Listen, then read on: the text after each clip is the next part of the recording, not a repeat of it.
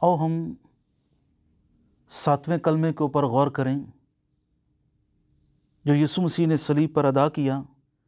हम पढ़ेंगे लूका की मार्फत इंजीली बयान, उसका 23वां बाब और उसकी 46वीं आयत में लिखा है, फिर यीशु ने बड़ी आवाज़ से पुकार कर कहा, ऐ बाप, मैं अपनी रूह तेरे हाथों में सौंपता हूँ, और ये कहकर दम दे दिया। ये 7वां कलमा है और 7 का अदद कामलियत का अदद है। जब यीशु मसीह ने सलीब के ऊपर अपनी जान कुर्बान की तो उसने कहा आखिरी कलमा में, 7वें कलमा में, कि ऐ बाप, मैं अपनी रूह तेरे हाथों में सौंपता हूँ। ये एक दुआ है जो हर यहूदी रात को सोने से पहले करते थे, लेकिन यीशु मसीह अपनी जान हमारे गुनाहों के लिए कुर्बान करके अब वो अपनी रूह जो है वो बाप के हाथों में सौंप रहा है। ये कैसी बात है जिसके ऊपर आज हम गौर करें, खुसूसन इस बात के ऊपर कि जब मसीह ये कह रहा है कि ऐ बाप, मैं अपनी रूह तेरे हाथों में सौंपता हूं, तो हमें इस बात के ऊपर गौर करने की ज़रूरत है कि जब मसीह मर रहा था तो उसने तो ये कहा कि बाप, मैं अपनी रूह तेरे हाथों में सौंपता हूं, लेकिन गुनहगार जब मरेगा तो उसकी रूह कहां पर जाएगी।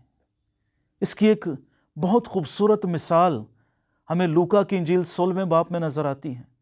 उस दौलतमंद और गरीब लाजर में उनकी रूहें फर्क जगह पर चली गई।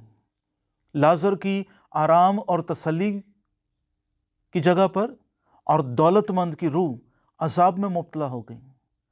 आज इस 7वें कलमा के वसीला से मैं आप सबों को जो देख रहे हैं, सुन रहे हैं, आपसे कहना ये चाहता हूं कि अपनी ज़िंदगी के ऊपर गौर करें। कलाम के इस आईना में अपने आप को परखे, जांचें कि खुदा का कलाम क्या कह रहा है।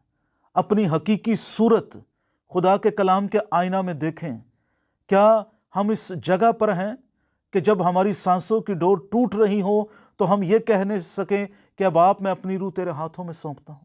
कि हमारी रूह जो है जब वो बदन से जुदा हो निकले तो वो एक बेहतर जगह पर चली जाए। यीशु मसीह ने जमीन पर हर वो काम किया जो उसको उसके बाप को पसंद था। अपने बाप की मर्जी के खिलाफ उसने एक कदम न उठाया। उसने हर वो काम किया जो उसके बाप को पसंद था और उसके बाप की मर्जी थी। इसीलिए तो वो ये बात कहते हुए हक बजानिब है कि बाप, मैं अपनी रूह तेरे हाथों में सौंपता हूं।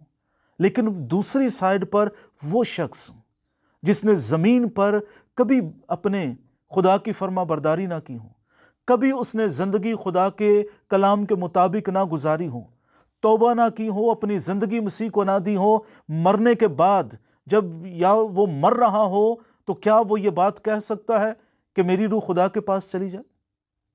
पौलुस तो कहता है फिलिपियों को खत लिखते हुए, कहता है जिंदा रहना मेरे लिए मसीह और मरना नफा है।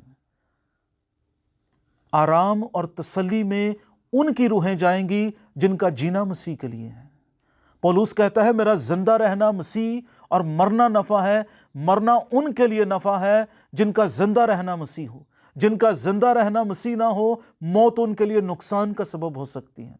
उस दौलतमंद और गरीब लाजर की कहानी में हम यही देखते हैं कि वो दौलतमंद, उसकी रूह अजाब में थी, क्योंकि जो तौबा नहीं करते, अपनी ज़िंदगी मसीह को नहीं देते, मरने के बाद उनकी रूहें जो हैं वो ऐसी जगह पर चली जाएंगी। लेकिन जो तौबा करते हैं, अपनी ज़िंदगी मसीह को देते हैं, उनकी रूहें तसल्ली और आराम में खुदा के तख्त के सामने चली जाएंगी और वो खुदा की प्रस्तिश करेंगे। ये उनके लिए मुमकिन है जो तौबा करके अपनी ज़िंदगी मसीह को दे देते हैं। इस 7वें कलमे के सबब से हम ये सीखते हैं कि मसीह ने कहा है बाप, मैं अपनी रूह तेरे हाथों में सौंपता हूं, और जितने उसको कबूल करेंगे उनकी रूहें भी बाप के पास उसके तख्त के सामने चली जाएंगी और वो खुदा की प्रस्तिश और खुदा की इबादत करेंगे। खुदा इस कलाम के सबब से आप सबों को बरकत दे, और ये गुड फ्राइडे 10/4/2020 का आप सबों के लिए बाबरकत हो। इन कलामात को सुने और बरकत पाएं। खुदावंद आप सबों को बरकत दे। आमीन।